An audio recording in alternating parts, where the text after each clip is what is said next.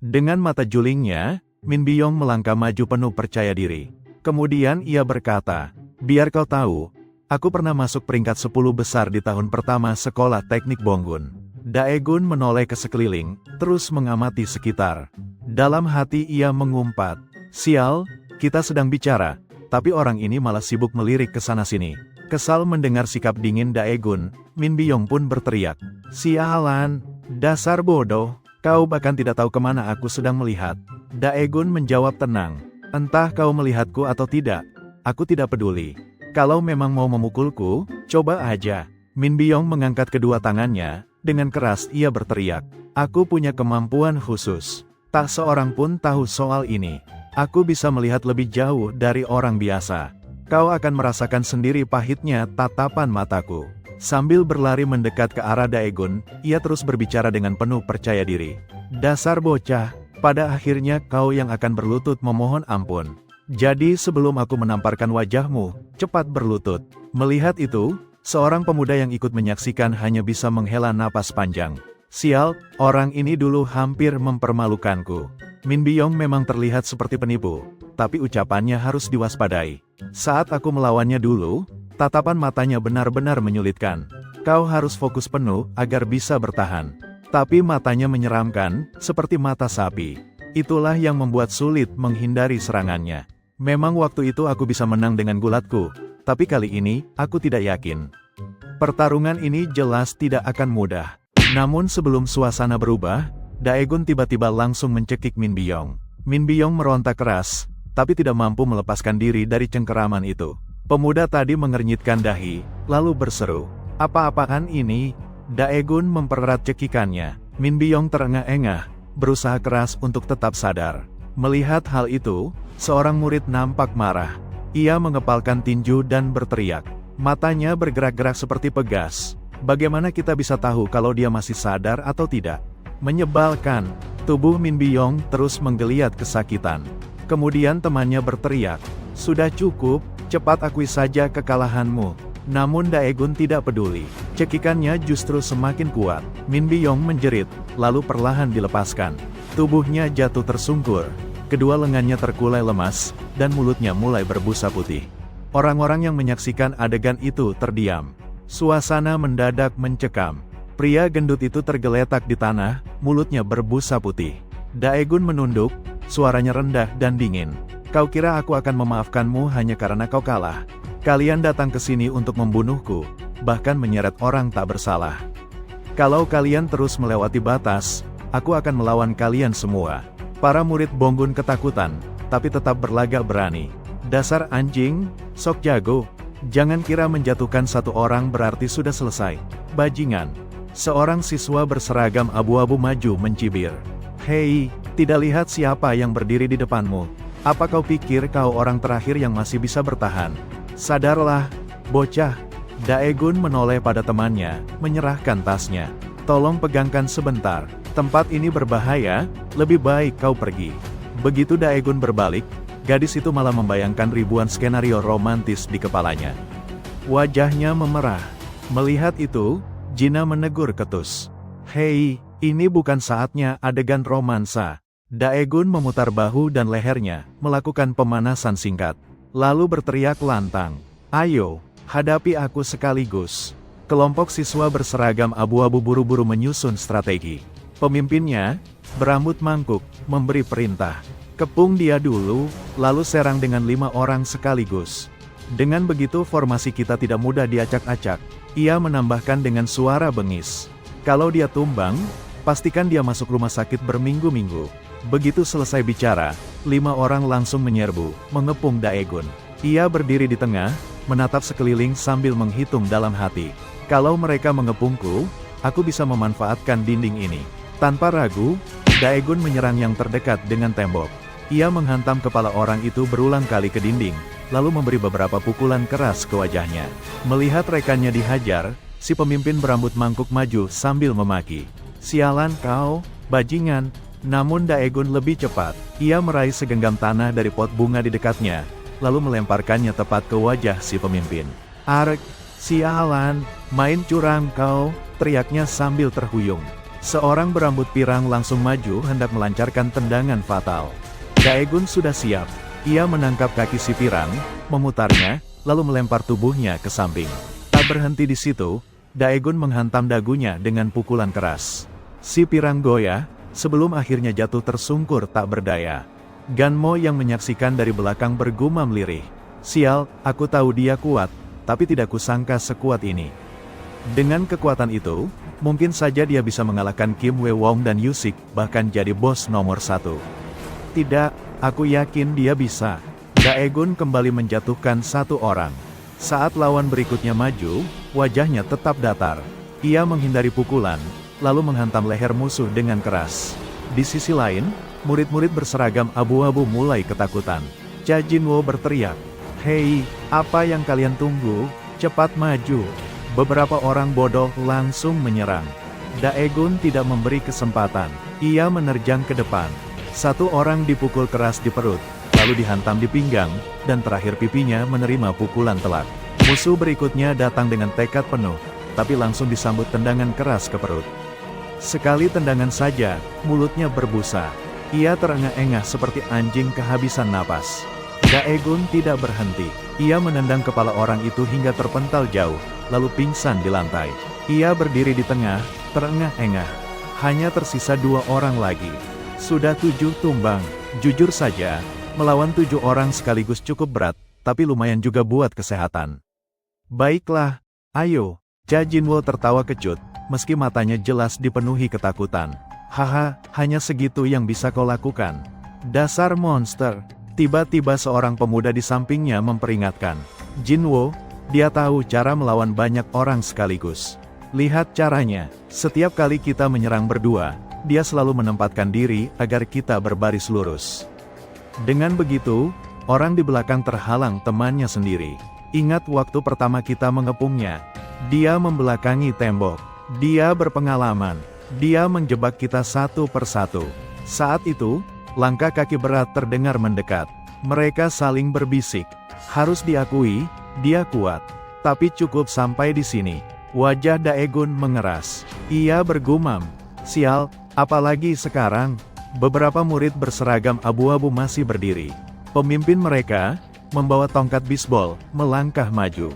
Cha Jinwo bertanya pada seorang kurus di sampingnya. "Kau tetap di sini?" Orang itu menjawab, "Iya. Tapi sebentar, apa semua orang bodoh itu sudah tumbang?"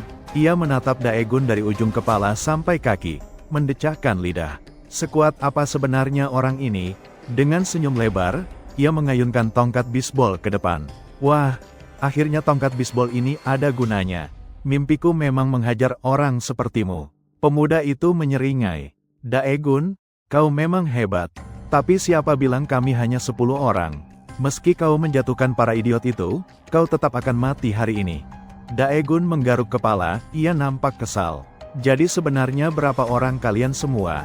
Melihat Daegun tetap tenang, mereka menjawab, kau pikir bisa mengalahkan kami semua sendirian? Tiba-tiba suara lain terdengar dari belakang Daegun. Siapa bilang dia sendirian? Daegun menoleh. Ternyata Minsu sudah berdiri di sana.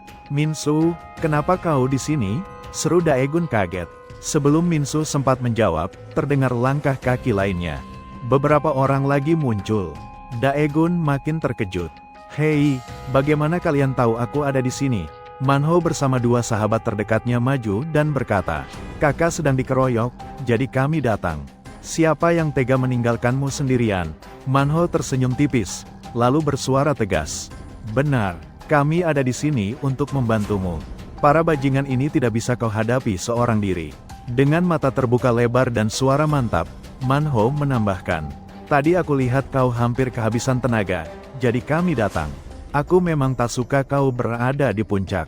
Tapi aku juga tidak bisa diam melihatmu mati. Daegun tampak bingung mendengar ucapan itu. Ia bertanya, bagaimana kalian tahu aku ada di sini?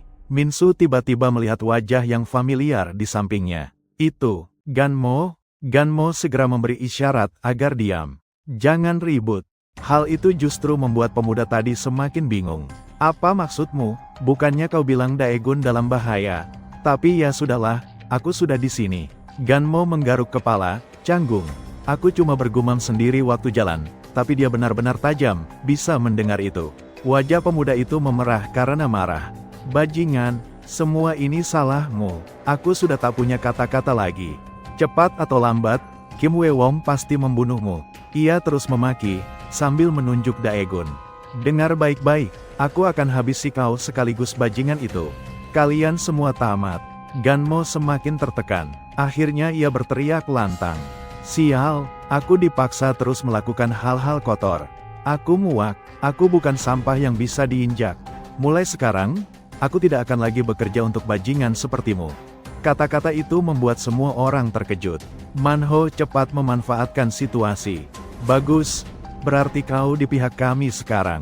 Setidaknya satu orang lagi bersama kita. Ia menilai keadaan dengan tenang. Di pihak lawan ada 7-8 orang. Yang paling sulit jelas 2 orang itu, pemuda tadi dan Jinwo. Setelah berpikir sejenak, Manho memberi instruksi. Daegun, kau urus 2 orang itu. Kita fokus melawan sisanya. Dan kau, Minsu, tetap di sini. Minsu mengangguk cepat. Oke, aku memang nggak bisa bertarung. Lebih baik aku di sini saja. Manho kesal dan berkata, cepat sekali kau setuju. Sementara itu, Yongmen dari pihak lawan mulai menganalisis. Si rambut merah itu mantan ketua geng mereka, tinjunya masih kuat. Sedangkan pria di sampingnya, Jongho, kelihatan berusia 40-an. Memalukan, sampai-sampai mereka rekrut orang tua. Tiba-tiba Daegun menatap Manho dan timnya. Terima kasih sudah datang, tapi kalian gak usah sok jago. Manho menegakkan badan, penuh tekad. Aku no Manho yang gak kenal takut. Ia menjatuhkan tasnya ke tanah. Kemudian berbicara. Boleh kita mulai sekarang? Kemudian temannya berkata, sudah lama tidak pakai benda-benda ini. Biarpun tembok baja menghadang, tetap bisa dihancurkan. Mereka mengeluarkan senjata tersembunyi. Manho menggenggam senjata besar. Jungman siap dengan besi, dan Jangho membawa kunci Inggris. Manho menegaskan dengan lantang.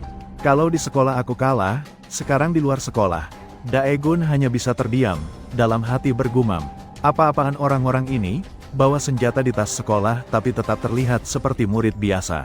Di pihak lawan, si gendut berkomentar. Kudengar si rambut merah itu master senjata. Sedangkan yang di sampingnya kelihatan siap menebas leher orang. Temannya mengomel. Apa sih yang kau omongin? Dasar wibu gendut. Kebanyakan main game. Tapi si gendut tetap bersikeras. Aku yakin orang itu bahkan bukan seumuran kita. Jongman mendengar, lalu berbisik ke Manho. Mereka sepertinya sedang membicarakanmu. Manho langsung bersuara lantang. Hei, kau yang pegang tongkat bisbol. Kau tahu cara pakainya atau tidak? Lawan itu menjawab sinis. Aku cuma tahu cara memecahkan kepala orang dengan ini. Apalagi yang perlu? Manho balas dengan ejekan. Bodoh, sini, biar aku ajari. Kim Duan melompat maju dengan marah. Bajingan, kalau kau gegar otak, jangan salahkan aku. Manho malah makin bersemangat. Kalau berani, coba saja. Kim Duan sebenarnya takut, tapi memaksakan diri maju. Aku akan bunuh kau. Manho langsung membaca gerakannya. Tangan kanan, masih pemula. Pasti ayun dari kanan, tebas diagonal. Mudah ditebak. Tanpa ragu, Manho menyerang lebih dulu, menaburkan bubuk kapur. Kim Duan menjerit, matanya perih. Manho menghantam dada lawannya keras. Mati kau, bajingan. Pukulan telak membuat Kim Duan memuntahkan sesuatu. Manho menendang titik paling lemah, lalu menyusul dengan tendangan terakhir ke kepala. Tubuh lawan terlempar, menatap kosong ke langit. Penonton terdiam ngeri. Wajah mereka pucat ketakutan. Gila, orang ini main kotor. Manho justru tersenyum puas. Ternyata aku sehebat ini. Ia menatap lawan-lawannya dengan tajam. Bagaimana dengan kalian? Maju sini. 4 orang yang tersisa mulai goyah. Bisikan panik terdengar. Kita kerja sama saja, pakai jurus 2 pedang. Ngaco, aku nggak ada waktu buat main-main. Salah satu mencoba menenangkan. Kita harus hadapi trik kotornya. Jangan panik, tapi Manho berteriak garang. Kalau kalian tidak maju, aku yang akan mendatangi kalian. Mau hidup, berlutut dan minta ampun sekarang juga. Namun bocah-bocah itu justru berpura-pura berani, berlari maju sambil mengancam. Dalam hati mereka berpikir, Kalau kita bertahan sambil menyerang bersama-sama, mungkin kita bisa menang. Sebelum mereka sempat menyelesaikan pikiran mereka, Manho muncul secepat predator. Tongkat bisbol di tangannya menghantam sisi lawan, membuat tubuh mereka terlempar ke udara tak berdaya. Anak gendut wibu itu menolak mundur. Wajahnya penuh tekad saat ia maju menyerang. Namun semuanya berhenti di titik itu. Bang Jongho segera mengayunkan kunci Inggrisnya dan bertanya, "Dari mana kau?" Kunci Inggris itu mendarat tepat di wajah si gendut. Ekspresinya terlihat menahan sakit. Kemudian dengan linglung ia bertanya, "Kenapa kau tiba-tiba ikut campur di sini?" Sebelum ia bisa menyelesaikan pertanyaan sembrono itu, Manho yang sudah bersiap langsung melesat maju. Tongkat bisbolnya menghantam keras kepala si gendut. Situasi semakin tegang, beberapa dari mereka ketakutan dan mulai mundur. "Orang-orang ini benar-benar gila, ayo cari senjata. Aku ada pisau, harusnya ini nggak terlalu berbahaya kan?" kata yang lain panik. "Tutup mulutmu, sekarang bukan waktunya mikir begitu." Tapi ide itu langsung dipatahkan oleh Jongman. Sebuah pukulan keras membuat lawan terhuyung. Namun saat Jongman sibuk menghadapi musuhnya, seorang pengecut mencoba menyelinap dan menendang. Namun, Jongho dengan cepat menendang perutnya lalu berteriak, "Kau bisa mati saja." Daegun hanya bisa berdiri sejenak sambil menghela napas. "Sial, ini benar-benar kacau." Ia berjalan lurus ke arah Yongman, lalu berbicara dengan nada menantang. "Kelihatannya orang-orangmu di sana nggak bisa apa-apa. Kau mau terus berdiri dan berdebat, atau datang langsung melawanku?" Yongman, dengan gaya percaya diri menjawab, "Akhirnya kami yang akan menang. 2 lawan 1 pun gue gak takut. Tapi biar adil gimana kalau 1 lawan 1. Yongman yakin dirinya pasti menang. Dalam hati ia berkata, "Biarpun dia bisa melawan 10 orang, aku tetap bisa menang, selama dia bukan petinju." Langkah Yongman bergerak lurus ke arah Daegun. Sebelum menyerang, ia memberi instruksi pada timnya. "Aku maju duluan. Kalau ada yang aneh, baru bantu." Tatapan Yongman penuh percaya diri. Dalam pikirannya, ia mengingat masa lalu, hanya dengan 1-2 pukulan saja ia sudah mampu menjatuhkan lawan. Kali ini pun ia yakin akan menang. Gerakan pertamanya sama seperti saat melawan Cha Jinwoo. Ia melesat dan menghantam perut Daegun. Namun pukulan itu tak memberi dampak sama sekali. Yongman terdiam, tak percaya. Bagaimana mungkin, pukulan penuh tenaga bisa seperti tidak ada artinya. Melihat keadaan berbalik, Cha Jinwoo cepat maju, menyerang Daegun dengan tendangan beruntun. Daegun masih mampu menghindar, meski tak semua serangan bisa ia elak. Akhirnya, Daegun terkepung dari belakang. Yongman memeluk erat tubuh Daegun dan berkata dengan penuh keyakinan, "Kau tamat, kau tahu apa artinya ditangkap dari belakang dalam gulat? Itu akhir segalanya." Daegun sempat bingung, kakinya goyah di tanah. Yongman tetap sombong, mencengkeram erat sambil menyeringai, "Aku akan ajari kau sopan santun. Mau lari kemana? Kau nggak bisa kabur, anjing." Tubuh kekar Yongman semakin kuat menahan Daegun. "Sekarang aku akhiri di sini." Situasi berkembang di luar dugaan Daegun. Yongman mengangkatnya dari tanah, bersiap melakukan gerakan gulat berbahaya. Itu adalah back suplex, sebuah teknik melempar lawan ke belakang dengan seluruh tenaga. Daegun langsung sadar, ini bukan pertarungan biasa. Kondisi berbahaya itu justru membuat tekadnya semakin kuat untuk bertahan. Ia meraih tembok dengan lengannya, berusaha menahan agar tidak terangkat sepenuhnya. Saat semuanya seolah berhenti di tempat, Yongman tampak bingung. Ia menoleh ke belakang dengan wajah heran berpikir, "Apa-apaan ini? Kenapa tubuhku tidak bisa bergerak?" Beberapa saat kemudian, ia menyadari ada lengan Daegun yang menahan. Dengan kesal ia bergumam, "Bajingan itu, sengaja mendekat ke dinding, ya?"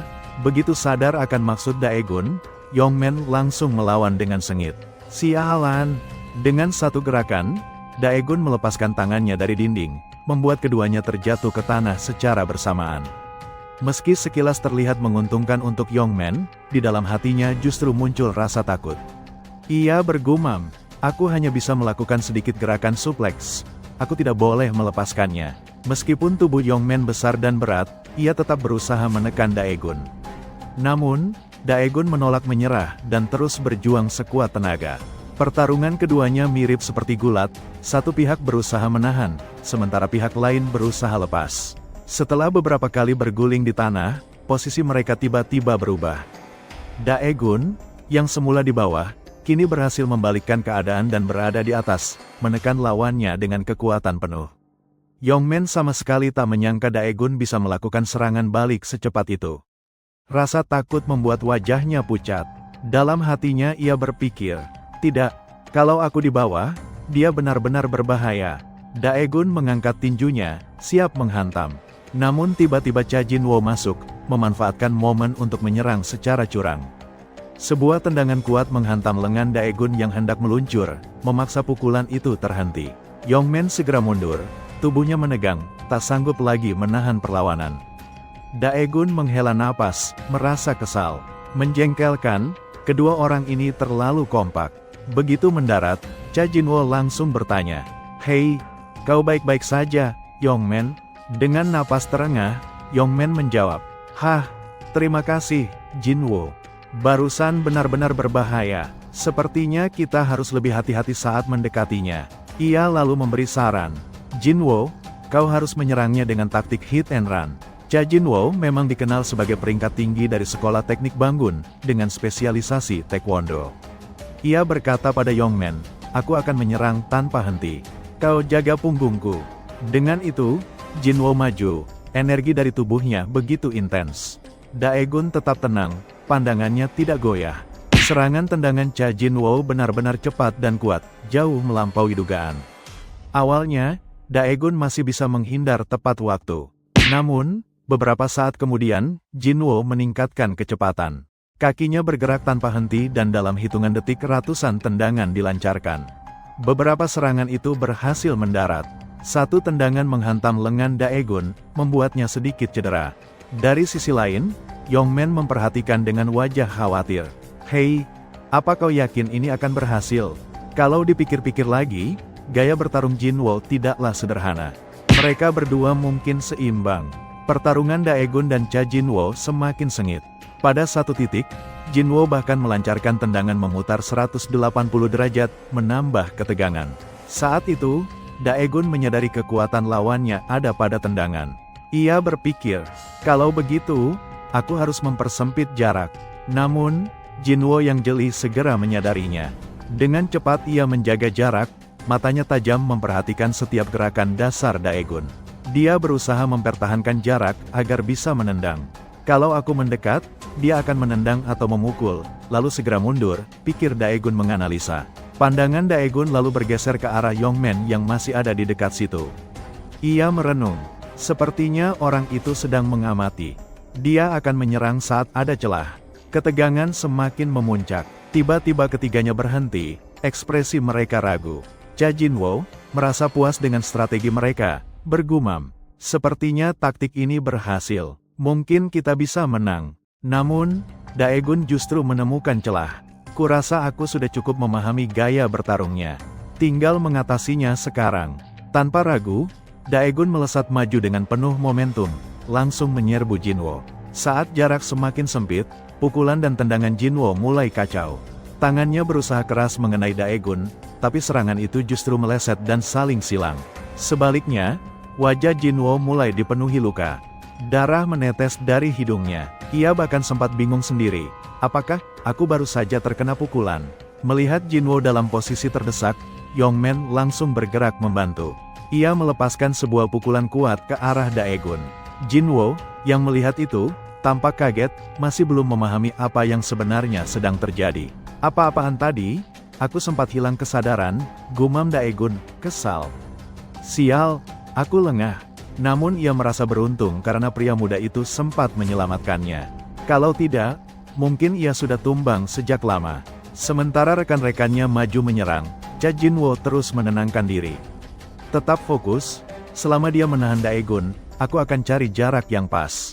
Di sisi lain, pemuda itu berusaha menjepit Daegun. Namun gerakannya terlalu jelas. Kemudian Daegun berkata, "Gerakanmu kentara sekali. Bahkan kalau kau berpura-pura dengan pergelangan tangan, aku tahu kau sedang mencoba kuncian." Saat itu juga, Daegun berhasil membaca kelemahan lawannya. Cengkeramannya menekan leher si pemuda hingga terjebak.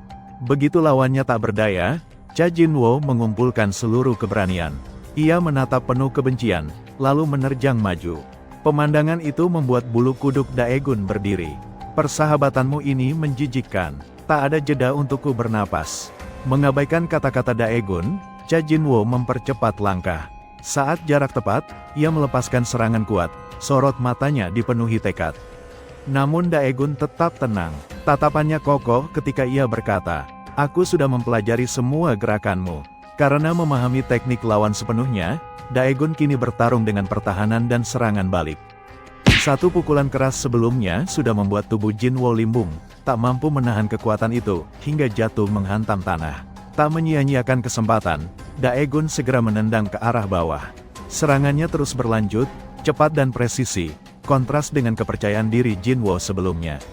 Wajahnya terpuntir menahan sakit, air liur menetes tak terkendali. Dengan momentum ganas, Daegun menggabungkan tendangan kuat dengan pukulan dahsyat. Saat pukulan itu mendarat, seolah cahaya mengikuti lintasannya. Wajah lawan pun berlumuran darah dan luka. Dalam sekejap, tubuh Cha Jinwo ambruk. Lengan dan tenaganya habis, tak mampu lagi melawan. Darah masih menetes dari tangan Daegun ketika ia memanggil dingin. "Hei, yang terakhir di sana. Sini, cepat." Cha Jinwo, yang sebelumnya dianggap setara dengan Daegun, kini tergeletak tak berdaya di tanah. Dari kejauhan, Emsu bergidik ngeri. "Daegun benar-benar kuat. Dia seperti karakter utama di webtoon," katanya gemetar. Namun Ena yang berdiri di sampingnya langsung menyanggah. "Karakter utama apanya?"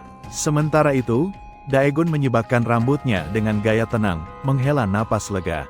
"Satu sudah beres, sekarang, di mana yang satunya lagi?" "Kau sudah bangun?" Ucapan itu memancing pemuda tadi. Perlahan ia bangkit, matanya dipenuhi kebencian. "Sialan," desisnya. Daegun melangkah mendekat tanpa ragu. Setiap tapak kakinya terdengar berat dan tergesa. Sesampainya di depan lawan, ia berkata dingin, "Ayo kita cepat saja, membuang-buang waktu saja." Ia menyeringai, penuh keangkuhan. "Kenapa tidak merangkak ke sini sendiri? Berdirilah." Pemuda itu menggertakkan gigi, menahan sakit. Dengan suara parau ia membalas, "Diamlah." Dalam hati ia terus bergumam, "Dia sebesar monster, aku tak bisa mengalahkannya dengan pukulan atau kuncian." Ia mempercepat langkah, rahangnya terkatup rapat dengan tekad. Namun Daegun segera membaca maksudnya. "Kau mau coba menjatuhkanku lagi?"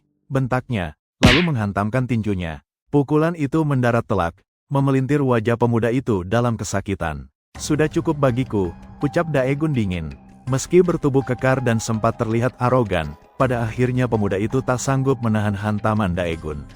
Wajahnya membengkak, giginya menjorok aneh, tubuhnya goyah. Kedua kakinya kehilangan kekuatan, membuatnya jatuh terhuyung ke belakang. Daegun tak memberi celah, ia mencengkeram lawannya dan menghantamkan tubuhnya ke tanah.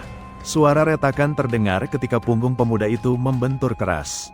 Dalam sekejap, posisi berbalik, Daegun duduk di atas tubuh lawannya, menguncinya rapat. Pemuda itu berusaha meronta, namun sia-sia. Ketakutan menyelimuti pikirannya. "Sial, posisi ini terlalu berbahaya. Aku harus lepas, harus kabur." Tapi tubuhnya tak bisa bergerak. Dengan tenang, Daegun menatap lawannya dari atas. "Apa yang kau lakukan? Kau tak cukup kuat untuk lepas dari ini. Tadi temanmu sempat mengganggu, jadi aku belum sempat menyelesaikannya. Mau aku selesaikan sekarang?" Mendengar itu, pemuda itu seperti kehilangan segalanya. Ia hanya bisa meludah sambil mengumpat, "Sialan." Kata-kata itu justru memancing amarah Daegun. Ia menghujani lawannya dengan pukulan bertubi-tubi. Setiap tinju mendarat, wajah pemuda itu semakin terdistorsi, bercampur air liur dan keringat. Semua emosi yang ditahan Daegun seolah meledak pada saat itu. Baginya, tiap pukulan terasa seperti pelepasan, bahkan semacam penebusan. Dari kejauhan, Ina yang menyaksikan mulai berubah ekspresinya. Sorot matanya tak lagi dingin seperti sebelumnya, berganti menjadi keterkejutan yang mendalam. Daegun masih belum berhenti. Ia mengepalkan tinjunya, siap menghantam lagi. Namun tiba-tiba suara lemah terdengar. "Berhenti, aku menyerah, tolong, hentikan, aku salah, aku tidak akan menyentuhmu lagi." Daegun menatapnya tajam, lalu berkata, "Lihat aku, tatap mataku." Setiap hantaman membuat kepala lawannya seperti mau pecah, wajahnya kaku, gigi gemeretak. Daegun bisa merasakan kalau orang itu tidak sepenuhnya jujur. Ia pun semakin menekan cengkeramannya di leher pemuda itu. Di bawah rasa sakit yang tak tertahankan, pemuda itu hanya bisa memohon. "Berhenti, tolong, berhenti. Berhentilah keras kepala. Hari ini kau akan mati hanya karena mengejar orang bernama Kim Wong Wong. Apa yang sudah dia lakukan padamu? Apa dia menyakitimu?"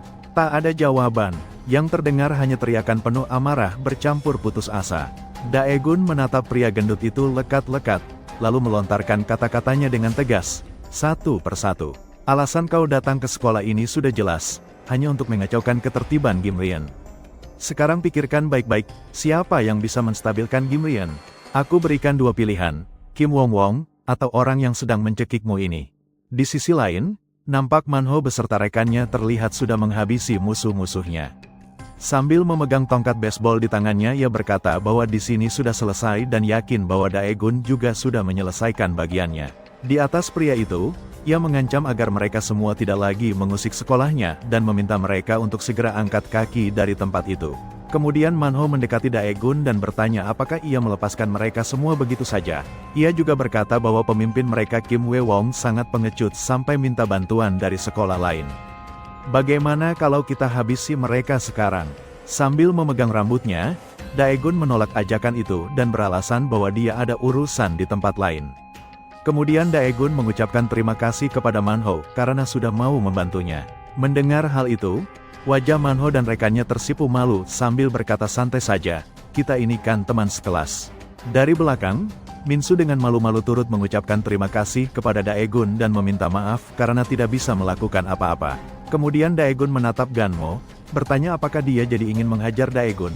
Sambil menunduk, Ganmo hanya bisa meminta maaf kepada Daegun dan beralasan bahwa dia tidak punya pilihan lain pada waktu itu. Di sudut lain, Gina dan Era tampak khawatir dan bertanya tentang kondisi mereka semua. Ia terlihat hampir pingsan menyadari bahwa dirinya bisa jadi korban dari perkelahian itu. Namun, tiba-tiba Daegun menangkap tubuh Era yang nampak akan terjatuh, membuat Era merasa grogi berada di dekat Daegun. Dalam hati Era merasa sangat senang dengan kondisi itu, membuat wajahnya langsung tersipu malu. Tidak lupa ia juga berterima kasih kepada Daegun karena sudah menolongnya. Sambil memegang kepalanya, Daegun merasa senang karena mereka semua tidak ada yang terluka. Ia juga meminta maaf kepada mereka karena telah melibatkan mereka yang tidak tahu apa-apa ke dalam situasi tersebut. Mendengar itu, Era bilang tidak mempermasalahkannya karena semua ini gara-gara ulah Ganmo. Namun, tiba-tiba Gina memotong pembicaraan dan berkata bahwa mereka memang salah. Dengan nada kesal, ia meminta kepada mereka untuk berhenti menjadi pembuli dan jangan sakiti anak-anak di sekolah. Setelah itu, ia langsung bergegas mengajak Era untuk pergi meninggalkan mereka semua. Di tengah perjalanan pulang, Gina meminta maaf kepada Era karena tadi sudah bersikap berlebihan. Dalam hati, ia berkata bahwa orang itu bukanlah tipe orang yang dia cari untuk menjalankan rencananya. Kemudian Gina meminta Era untuk pulang duluan karena ia ingin pergi ke suatu tempat. Era yang sadar akan maksud Gina berkata apakah Gina mau menjenguk Jiwon. Sambil memegang rambutnya, Gina berkata bahwa ia ingin menjenguknya hari ini. Era kemudian melambaikan tangannya sambil memandang langkah Gina yang perlahan pergi dari hadapannya. Dalam benaknya, Era berpikir bahwa Gina hari ini terlihat lebih sensitif dan merasa itu karena masalah adiknya. Di dalam sebuah kamar rumah sakit, nampak Gina yang sedang memandang seorang anak di kasur dengan beberapa alat medis di tubuhnya. Anak itu menggunakan masker oksigen dan wajahnya tampak pucat. Dalam benaknya, Gina bertanya apakah mereka tidak memikirkan akibat dari perundungan yang merugikan orang lain. Terlihat ekspresi kesedihan di matanya sambil memperhatikan kondisi adiknya yang lemah di atas kasur rumah sakit itu. Di lain tempat, nampak Kim Wee Wong yang sedang asik dengan ponsel di tangannya. Dari kejauhan, ia mendengar suara langkah kaki yang menuju tempatnya berada. Di hadapannya, nampak Ginmo yang datang membawa beberapa rekannya seolah ingin memberikan perhitungan kepada Kim Wee Wong.